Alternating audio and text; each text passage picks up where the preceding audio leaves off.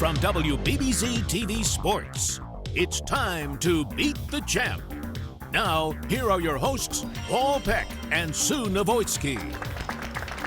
Well, hi, everybody. I'm Paul Peck, along with Hall of Fame bowler Sue Novoitsky, and welcome to this special edition of Beat the Champ. We have had a lot of fun over the last 5 years, taking this sport to another level, seeing all the outstanding bowlers in Western New York, and seeing the reaction from the bowling community has been great as well. Absolutely. There's so many great bowlers in this community that don't do this for a living, but still come out here and perform on the weekends as if they do it for a living. And, and as far as the community goes, I get so much input from everyone, and we have seen so many great matches throughout the years that it's fun to actually look back and see a couple of them from time to time. All right, so here we go. It's the best of Beat the Champ. So here we go from Central Lanes in Salamanca. Our first match brings us Joe Doherty, that gentleman who advances after his win 2 weeks ago in Grand Island, to take on Ron Ciminelli Sr. So we're off and rolling here at Central Lanes, and again, the first time, it's actually the second time we had seen Joe, came in that match 2 weeks ago when he won the final match of our stay in Grand Island. Yeah. And thankfully for all involved, you usually need about 2 weeks to recover from a stay in Grand Island at Malwitz's Island Lanes.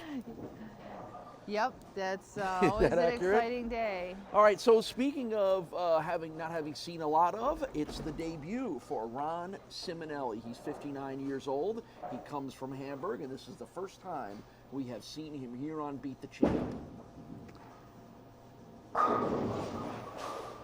And he will have to work on the 10-pin on his first frame. So he shot a really big number to make this show, 777, and on these wood lanes in this type of condition, carry, as you can see right here, can always be a little bit of a challenge, because to the right, we don't want to start out that way. Yep.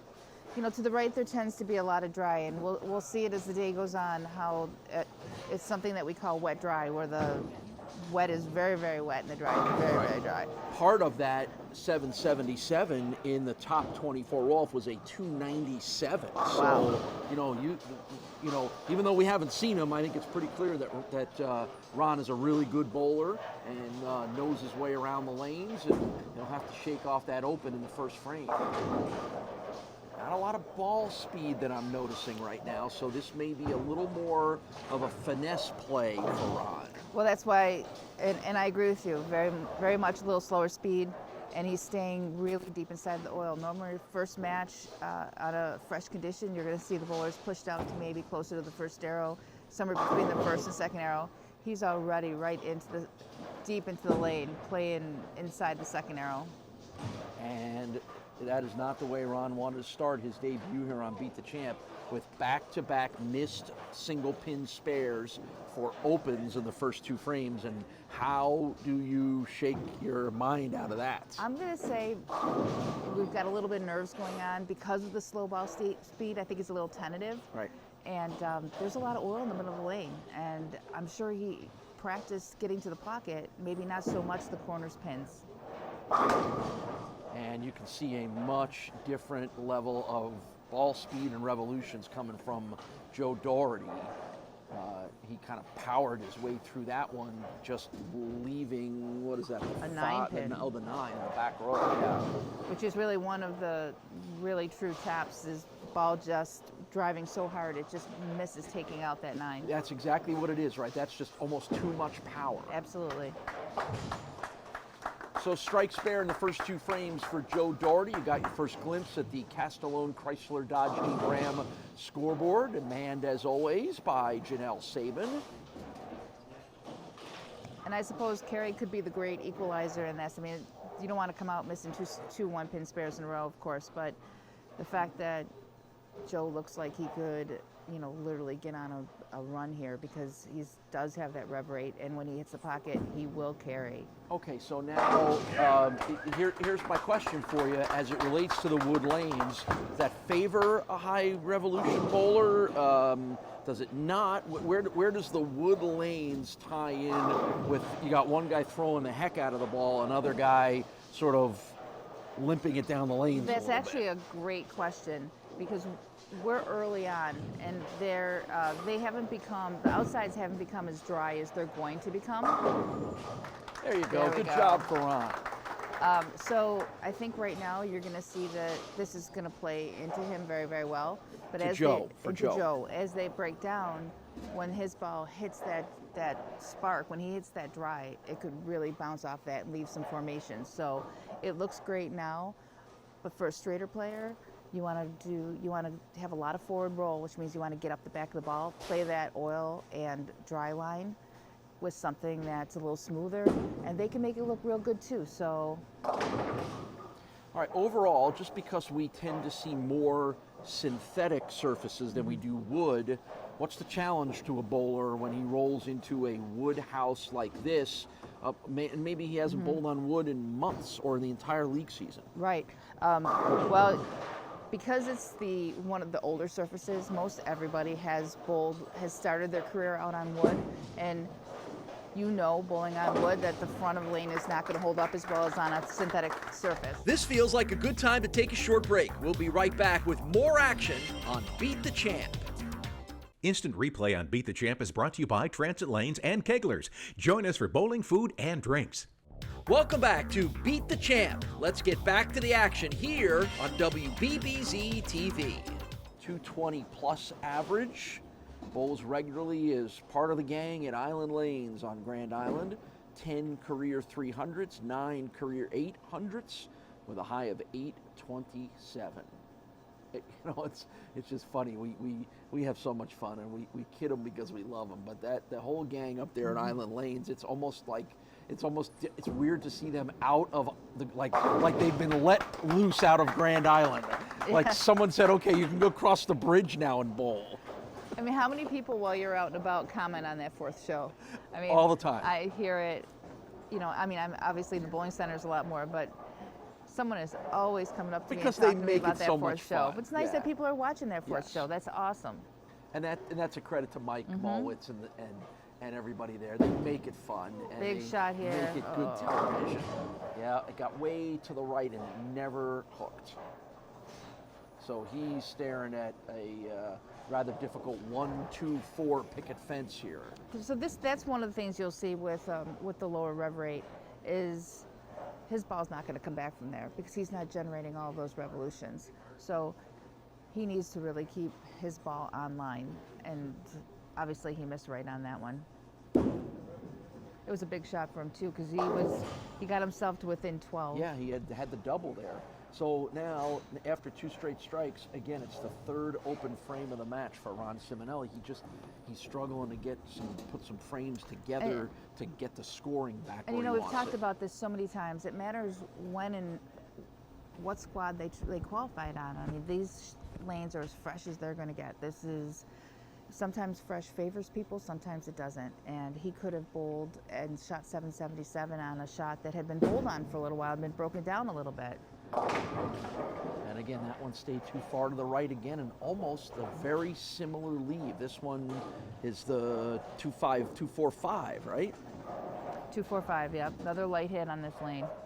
And we got to say, although we're not throwing balls on this pair, we have to say that they have to be a little bit different because even Joe has not missed striking on lane 8 and has his fair share of issues on lane 7. Good spare pickup for Ron in frame number 8. So through 8 frames, he's a little all over the place. 3 opens, 3 strikes, 2 spares. Joe, on the other hand, through 7, 4 strikes, 3 spares. So much more consistent for Joe. It'll be interesting when you talk to Ron, his perspective of what he saw happen on the lane. And I very much think... And how different they were from when he rolled from the when 7, he qualified, yeah. 777. Oh. That one pin literally went whisking over the What's top funny of is the 10. he's left 2 9-pins on this lane, and here he's trying to make an adjustment to just have the ball hit different. He was coming in a little late and cutting through and missing that 9. So he makes an adjustment and rings a 10 instead. We got rid of the 9. Yeah, I say, Although that's probably that an 9 easier problem spare. is over with at the moment.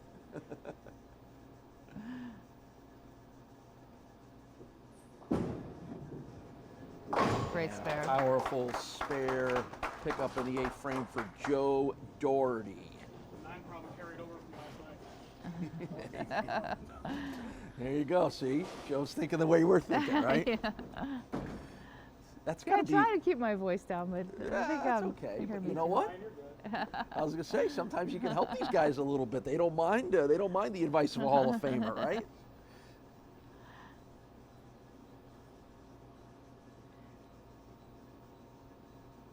You know, and good experience here for Joe. You know, I don't know off the top of my head how often he ventures out of Grand Island to bowl in other places, but I'm probably could predict he's never been here before. So, and again, always the challenge with our qualifiers who win that last match in a particular house and then advance to a place they may have never been before, nor do they have to qualify here to learn the lanes. Exactly. So a lot of times those returners Exactly. are at a disadvantage. Exactly. And you're bowling the person that bowled the best out of That's right. qualifying, so Yeah, who you would like to think has the biggest advantage at Right. the center that you're at. So that So- was a nice strike from Ron in the 9th frame. yeah, Ron needs them all to just make Joe, you know, show up and get a couple pins there in the 10th. But it's not mathematically over as long as Ron keeps striking here. But what's kind of interesting is they got up on the lanes wrong. If anybody's watching and watches the show all the time, normally our bowler will start on the left lane. And Joe got up and started on the right lane, which threw up. It's normally bowler bowls on the left lane and then the second bowler comes up and follows suit. But if Joe would have bowled on the correct lane, he would have ended up on a lane that he strikes on. But now because he started on this lane, now he's ending up on the other lane that he hasn't struck on. So See, that random I decision don't think it's really gonna 15 matter in minutes this match, ago but, could yep. come into play. we'll have to All right. get him turned around for the next match. Got a double going for Ron Ciminelli here in the 10th frame. Oh, and he needs that one pin to just kind of do a little bump on the 10. He got it the last time, he didn't get it this time. So he'll fill it out here and post a final score in the 10th frame, but it looks like it's going to be Joe Doherty advancing. Hey, if you're going to drive all the way down here from Grand Island, you want to make it worth your while, you want to stay a little while. Yeah, and he bowled a great game. Just any of those 9 pins and that 10 pin could have been strikes. I mean, we could be easily looking at a 278 Yep. here. So 182 is the posted score for Ron Siminelli Sr., and now Joe Doherty will move to the 10th and try to finish off this victory and advance to take on Jeremy Zimmerman in our next match.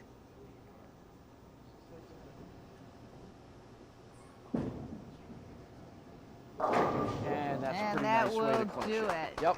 So it's a victory for Joe Doherty in match number 1 here at Central Lanes in Salamanca. He'll advance on. We'll come back, get you ready for that match, check in with Ron, find out what he thought about what might have changed on the lanes. When we return, we are off and rolling here in Salamanca. More Beat the Champ right after this.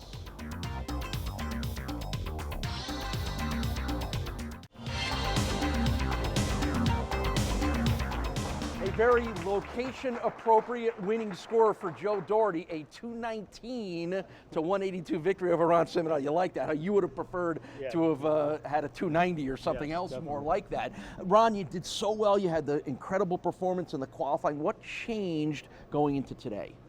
Nerves in first couple frames, and then these are a lot tighter than the lanes that we practice on. Mm-hmm. It seems like when we move right in this house, they get tighter, and I didn't make the right move quick enough. Right. What's your advice to everybody else as they're trying to figure these lanes out? Make your spares and the strikes will come. Right. Okay. Did you move the tight lanes on him here, Paul? Is that what you did? Yes, that's characteristic of this place. It's been that way forever. So yeah, he's exactly right on that. 1 through 4, they'll hook a little more as you go to the right, and they always tighten up a little bit. So yeah, dead on assessment. All right. Make him feel a little bit better here. Gas money. There you go, Ron. Yeah, like I said, thanks for coming down. All We right. appreciate it, and great bowling in the Yeah. qualifying. Thanks for having us. Yeah. All right, good to have Ron Ciminelli on our show for the first time. We got a couple of veteran bowlers coming up. It's going to be Doherty and Jeremy Zimmerman. That match is next.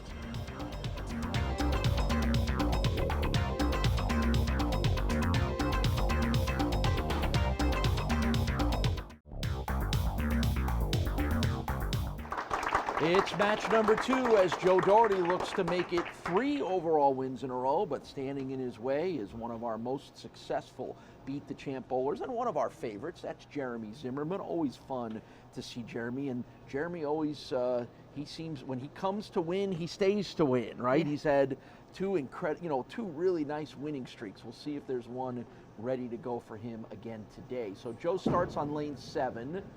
And he starts with a strike. I could not resist the sheer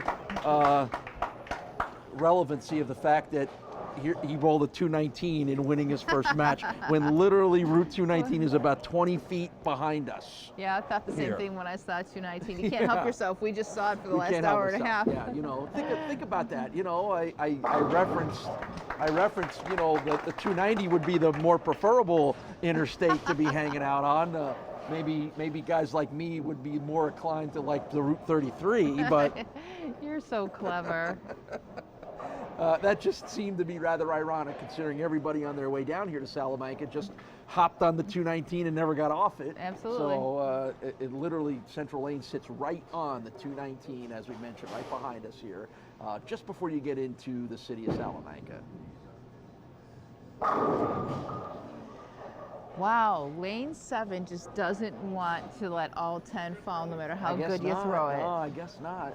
You are right about that. And as you heard Paul Geiger say, they get tighter as they move to the right. So the guys have been warming up, and some of them qualified on 1 through 6, and then they get to 7 and 8, and it's a lot different. So again, that goes back to what we talk about an awful lot of, is how do you make those adjustments? How do you come in flying high and feeling good, and okay, I got this locked in, I got it figured out because I ripped them up on lane 3, and then now all of a sudden you're here and you're on 8 or 9 or 7 or 8, and it's all different. In all honesty, it should just be moving everything to the right, because the characteristics of the lanes don't really change all that much. So you're still bowling on the same condition. You've got to come in here knowing it's going to be more oil because it needs to hold up for an entire day of bowling. So that should be part of the preparation process. So the volume of oil is more based on the circumstances of what we've got going on here Absolutely, today. Absolutely. And it's going to start in the heads, which may change your ball reaction as the day goes on, because the heads are going to be very, very heavy with oil, and that's just going to carry down. Uh-oh. That is not what Joe Doherty nor any bowler wants to see staring him down. No. How did that happen? To be honest with you, I was looking at you while I was talking. Oh, well, thank you, Sue. And I saw the end result here, and well, my only guess could be... It tends to run out of energy. It's one of the things where the ball runs out of energy, which means he could have hit the dry, and the ball was decelerating coming into the pocket. 7-10 split. And that's probably the most likely appropriate result there.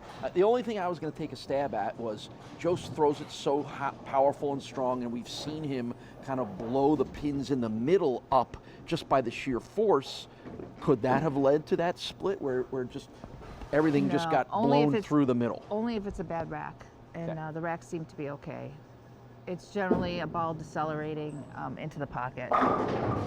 You don't want to do that, unfortunately. That's a bad break for him because Jeremy is really tough. Yep. 37 years old from Lockport is Jeremy Zimmerman. 227 average.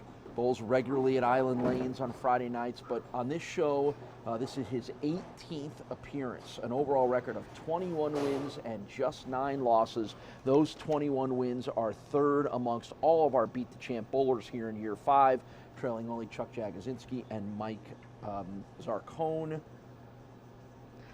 And, all across the sort of quote-unquote record books that we keep here for Beat the Champ, Jeremy Zimmerman's name is all over it. Well, you don't get all of those wins without, a few breaks going your way. And we know that's one thing we've always talked about with Jeremy. No one gets more breaks. Not only for himself, that was a great trip for here, but somehow the other bowlers end up having things happen to them that goes to Jeremy's advantage. And we have just watched this over and over again with him. Must be those Vegas shirts he wears or Hey, something. you know what? It's all luck. It's all about luck, however much you can get it. And there's a 9-pin staring down at Joe Doherty. So Jeremy Zimmerman holds our Beat the Champ record for the longest winning streak. He won 14 in a row back in 2017. 3 at Rapids, swept a week at Classic, and then won 2 more at Rapids to create that. No one's had better than 11 in a row other than Jeremy. And if you'll recall that winning streak, it was every third match was like something that needed to happen that seemed unlikely to happen did happen. You know what? Oh, his opponent will win as long as he doesn't only get 5 pins and he can get 5 pins. Right. You know, and it's been amazing. And then Jeremy, again, consistency. Last time we saw him on the show was in January up at Rapids, and he rattled off 5 wins in a row there. Absolutely. There's just something, because right there was another example, another 9-pin for Joe. Boy, big hook to the left leaves the 3 pins on the right for Joe. Well, here Joe has a really good shot to the pocket, and he's getting very little for it. Like, you start trying to make moves, you start trying to tweak it a little bit so that your ball can, you're thinking you're going to get carry, then all of a sudden you'll lose your angle to the pocket. And, you know, be unfortunate for Joe. This situation here could really upset even the best mentally equipped bowler, because this is crazy when you keep hitting the pocket and you keep leaving 8 pins and 9 pins, and you're like, what do I got to do? So thanks to that 5-match winning streak in January at Rapids, Jeremy leads our 2020 win total with 5 and right behind him Jason Shuby and Mike Johnson, each with 3. Obviously we're early in that count here, but we always have fun keeping track of who the best bowlers in a given year are. You know, and again, Jeremy's not throwing it overly hard, but he is lined up in that pocket almost perfectly. This looks like a good time to take a break. We'll be back with more Beat the Champ right after this. Welcome back to Beat the Champ. Well, when we talked earlier in the first match, what needed to be done for the straighter bowlers, and I said they needed to find that oil line where the dry is to the right of them and the oil is to the left of them. And as you can see, Jeremy's playing right up that line. He has found that line. He is just staying right there. So if he misses a little bit to the right, his ball will hit the dry, and give him a little help. And if he keeps it on line, it will not go high. So he's playing exactly how he's supposed to play them.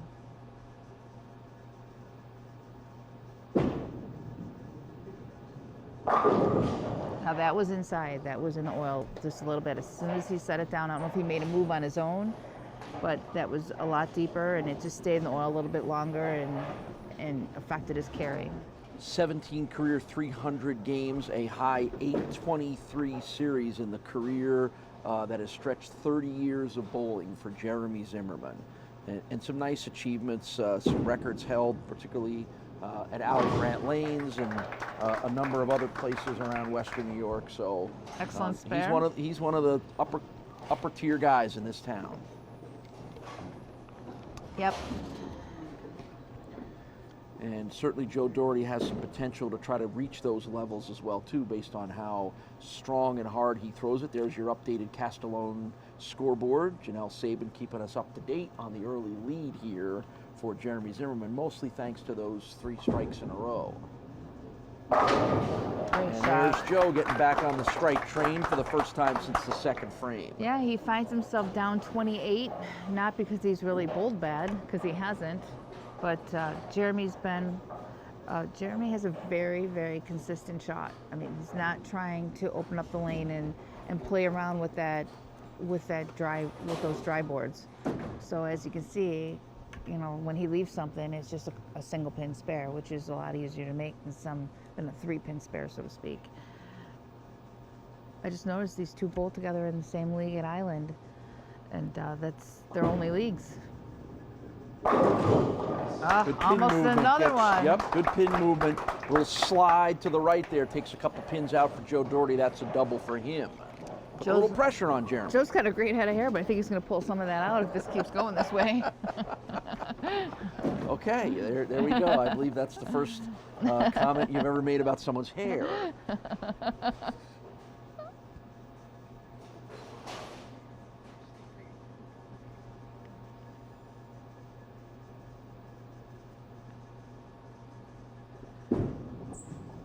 7th frame. Another strike. I feel the life of me do not know what he did not like about that shot, because he is right where he needs to be, and that's the point. When you are lined up, you have a little bit of left, you have a little bit of right. You can't expect that you're always going to be perfect, and he's in the exact right spot. And that's, again, what we've seen from Jeremy is when he locks in to the right spot, when he's been on this show, he is very, very tough to beat. That's how you put streaks together.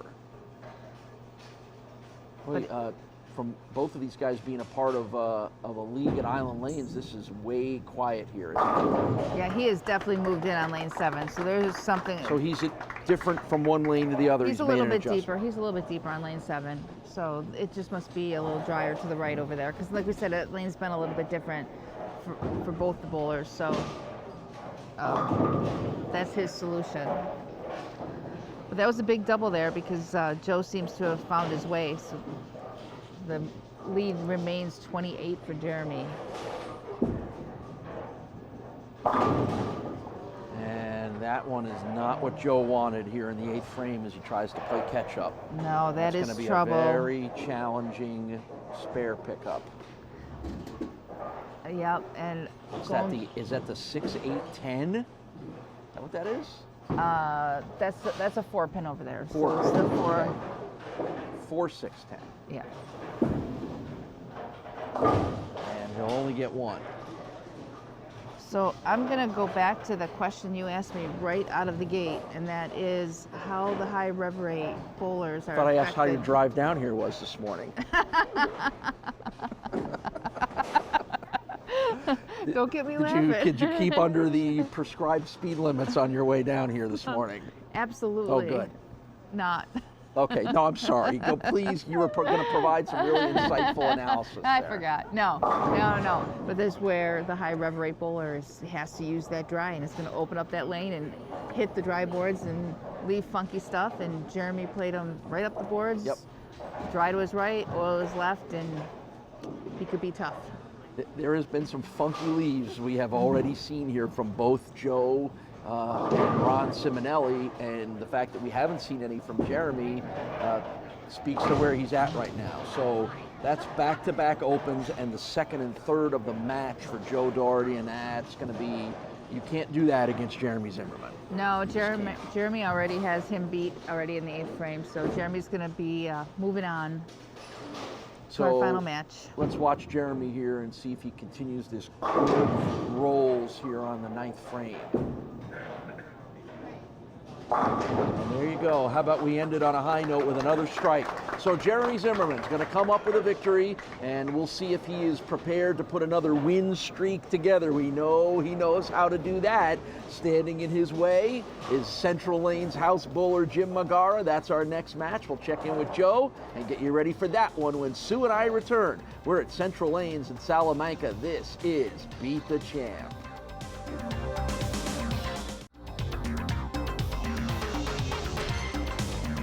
238 to 172. The final score is Jeremy Zimmerman advances. And Joe, you had the great opening match. This one, you probably frustrated yourself a little bit, didn't you? I got a lot of comments. I'm just going to keep to myself about it. So he bowled better than me. That's what it comes down to. He carried a lot more than I did. Yeah, I mean, you had some odd leaves, challenging leaves. What's that coming from?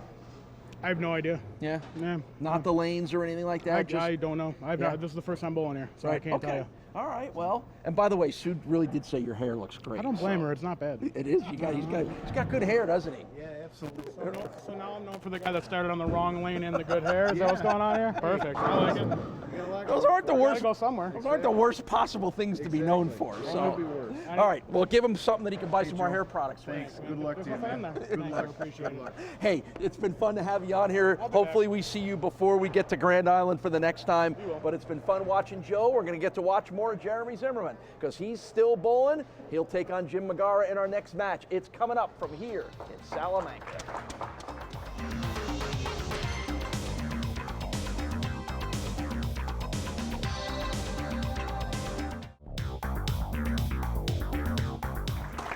All right, this should be a good one to wrap up week number 1 here at Central Lanes in Salamanca. We've got Jeremy Zimmerman. We know he is bowling well. And his opponent, Jim Magara, is a guy who bowls here a lot and bowls here very well. So how much is the home house advantage coming into play? Exactly. Each of these matches has had their own little nuances, and this is going to make it interesting because although Jeremy's very lined up, we have the element of confidence going on here.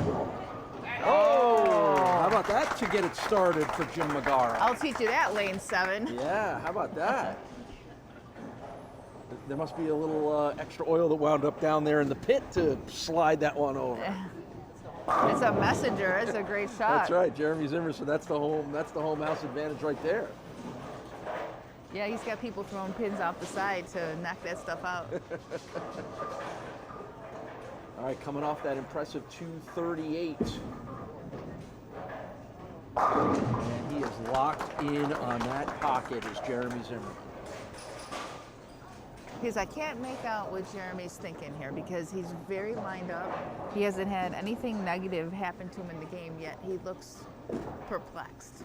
And I don't know if that's just... It's not bowling that way. Yeah, I don't know. 'Cause you know what? That can throw you off your game if you're second guessing all of these shots and not liking them. There's nothing not to like about a high flush strike. That one, you could see his immediate reaction. He didn't like it, and this time the results he won't like either. Again, you can take this two ways. You're going to gain confidence and start throwing it with a little authority because you know you got a little room to the right, you know you got a little room to the left. That's when your swing gets loose. And this whole time, he's been second guessing every shot and not liking it and shaking his head, and eventually that's going to play on how aggressive you throw it. Strike spare to open things up for Jeremy Zimmerman. Now we move back to the 48-year-old from right here in Salamanca, Jim Magara. He can throw it hard, can he? And how he didn't get that 8 pin to go down, I don't know. That is just going to... I can't wait to bowl on this. That's right. In a couple of weeks, Sue's going to be on our 4th show from here at Central Lanes, and part of our special 4th show with the ladies battling it out. So yeah.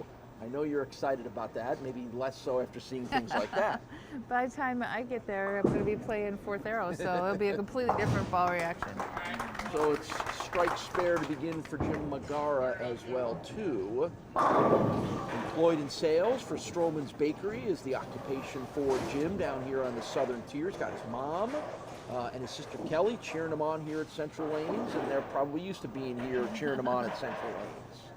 This is the 3rd appearance for Jim on our show. The only other 2 appearances were here a year ago. When he went 1-1 by defeating Chuck Jagosinski, winning the week, advancing to the next week, coming back and losing to Sean Mosier, and Jim either hasn't tried or been successful in trying to qualify anywhere else. Yeah, Sean's our alternate this week. He just missed making the show. And he's another one of those guys when we come down to Bradford or here in Jamestown. Salamanca, Jamestown, Fredonia, he's one of those guys that's always in the run. Speaking of which, we will be in Fredonia for next month's series of events, and we'll get those dates for qualifying to you when we have a chance. Yeah, there's only a couple dates, a couple Sundays for that event. And I know that the final qualifying day is March 22nd, and that's going to also be the day of the roll-off. So they'll be bowling all day, and then when you make the top 24, you can stay for the roll-offs. And the other date is March 8th. 2 Sundays. So that will be coming up as this show airs. That will be that weekend of March 8th. As the first airing of the show comes on Saturday the 7th, so that'll be tomorrow. And if you're watching this at 11 o'clock on Sunday the 8th, you are too late for that one. And speaking of too late and too left, Jeremy Zimmerman leaves himself open in the 3rd frame by missing that spare. Now that is a rarity. Again, he's not comfortable. He's just been the whole time like, I don't know if he's sticking a little bit at the line. He seems off his feet at the line a bit, not so steady. Yeah, maybe that coffee for the drive down here from Lockport is kicking in a little bit.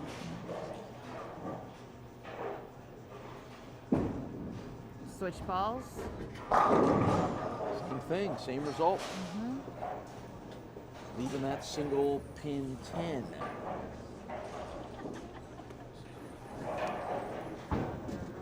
Well, it's surprising because the ball he was using was really reading it nice. So what went into the ball change, you think? Looks like a shinier ball. So again, the fronts are going to start to go, and you're going to need a little bit more surface to get, or a little less surface to go through the fronts, some shine. I think he's just looking for an angle to carry. So he shakes off that open in the 4th with a spare in the 5th. And now we'll slide back over to Jim. 22 career 300 games for Jim Magara, 10 career 800 series, and a number of individual and team awards. And probably the coolest for Jim is a member of the Salamanca Bowling Hall of Fame. Absolutely. And that was a very impressive strike in the 4th frame for Jim. He had a 300 game in qualifying for this show here at Central Lanes, as you get a check on the updated Castellone scoreboard. Big chance for a double here. Puts him ahead 21. And that is a big double for Jim in 4 and 5. The action will continue on Beat the Champ in just a minute. Instant replay on Beat the Champ is brought to you by Transit Lanes and Keglers. Join us for bowling, food, and drinks. Welcome back to Beat the Champ. So we had some highlights there during qualifying. You had the 300 game by Ron, or the 297 by Ron Ciminelli, the 300 by Jim Magara. You had that impressive 777 series for Ron. So qualifying here was kind of fun, wasn't it? Yeah, absolutely. If you're lined up right here, you can hit the pocket all day, and that's just part of the these lane conditions, these wood lane conditions, definitely favor a certain type of player. I feel like, again, Joe, as great as he throws it, opens the lane up, and as soon as you start doing that, you can leave a lot of funky leaves, as we saw what happened to him. So straighter is better normally on this. Staying inside the oil is normally your best shot. So Jeremy gets back on the strikes there with the 5th framer. So first 5 are strike, spare, open, spare, strike. Sort of a, what's that when a word is spelled the same backwards and forwards? It's escaping me at the moment. That's his first frame. That's his first 5.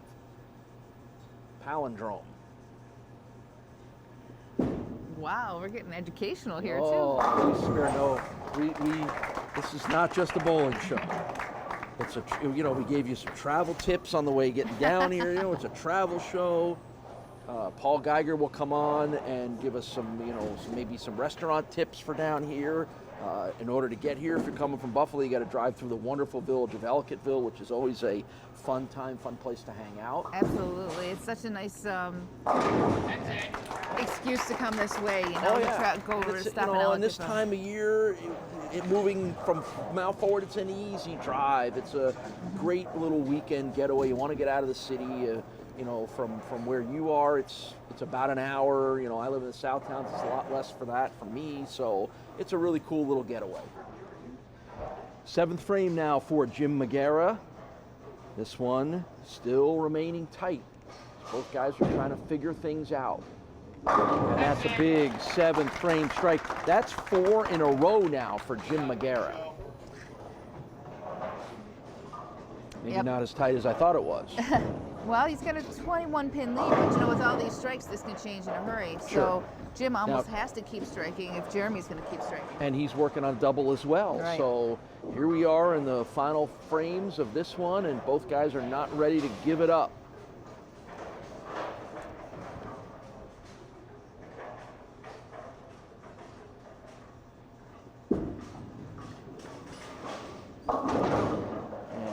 That one just really ran out of steam, didn't it? No, he's definitely hasn't been real happy with his feel or something going on out there. So the strike run, short as it was, comes to an end with a 7th frame spare for Jeremy Zimmerman, and now he'll have to turn it on a little bit here to play catch-up, as you can see on the Castellone Chrysler Dodge Jeep Ram scoreboard.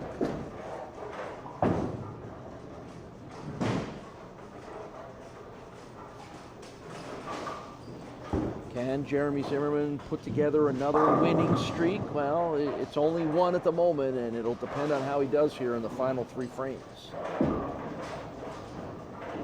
Oh, good shot. That was a tough ring around the 10.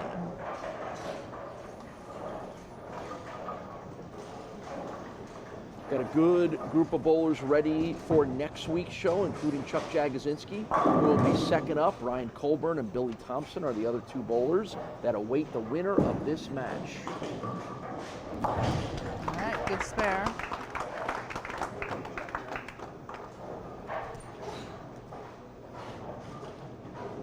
So Jeremy can strike out and go off the sheet for 217, so that's his maximum score. Jim is pacing at 220, so Jim really needs to just not have an open here, and he has this very much under control. That is 5 strikes in a row for Jim Magara. All right, a mark here, and he will seal this deal. Yep, and the hometown crowd here in his hometown house is getting excited and getting loud and starting to get fired up about seeing their guy come up with a win. 9th frame. Great shot. That is 6 in a row for Jim Magara. Pretty good stuff, impressive. You know, here's a guy, I think it's pretty obvious, he knows this place. He does. He knows all these 12 lanes. And we've got confidence versus questioning himself. So, you know, there's nothing like a loose swing. That's a good bounce back for Jeremy. You know, we've seen this dynamic at play on the other times that we come a little bit outside of Buffalo, whether it's Jamestown or Bradford or Salamanca or Fredonia, places that sort of the core group of Buffalo bowlers don't always come to. There is a big time advantage built in for the guys that know it. Yeah, absolutely, because they know what ball to start with and they know what the moves are going to be. So worked out for Jim in this case. It's going to be a win for Jim Magara, and that will advance him to next week's show. We'll come back and check in with both guys when Sue and I return to Salamanca. More Beat the Champ right after this.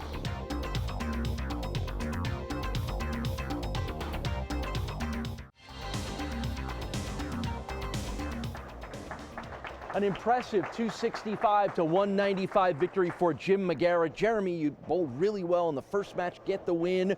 What changed here in the second match? I don't know. I lost focus. I let myself get ahead of the game. So it wasn't the lane conditions, No. and I mean, Jim bowled great. That's part of Right. it, but you just think you kind of lost your mojo a little bit. Yeah, that's right. all. It happens. On to the next one. All right, on to the next one, Jim. I guess that's the right attitude, isn't it? Or Yeah. Paul, I'm sorry. Jeremy, qualifying in the top 24, you bowled great. I mean, 788, 757, I think it was. I mean, there's nothing wrong with that. You put on a show. It was great to watch the bowling last Sunday. Obviously, the first game was good, too. You ran into a buzzsaw here, but we appreciate you coming, okay? Thank you very much. Thank you. Yep, thanks. Right. Good luck to you. I know I heard him they call him Hammer, but maybe Buzzsaw's not a bad nickname either. Well, Jim, we kind of watched the difference between someone who is confident, which was you in the center where you bowl, and I kind of saw Jeremy kind of lose his confidence as it goes. How much does Bowling League here play into kind of knowing, you know, what to do next? I don't know. It's kind of the same shot all the time here, and it's all about the carry. That's all. Well, you kind of have an idea how to do it, yeah. A little bit, yeah. Well, confidence is a lot. It gets that swing a little looser and kind of kicks those pins out, doesn't it? Sure does. Absolutely. Well, you did a great job. Thank you. That's not what he says all the time about it being the same. Well, it's on television now, Paul. Well, he'll try to keep carrying over that advantage because we're going to see more of Jim, and that'll be on next week's show. Sue and I will wrap up week 1 here at Central Lanes and get you ready for that set of bowlers next week when we return to Salamanca. Beat the Champ on the road here in the Southern Tier.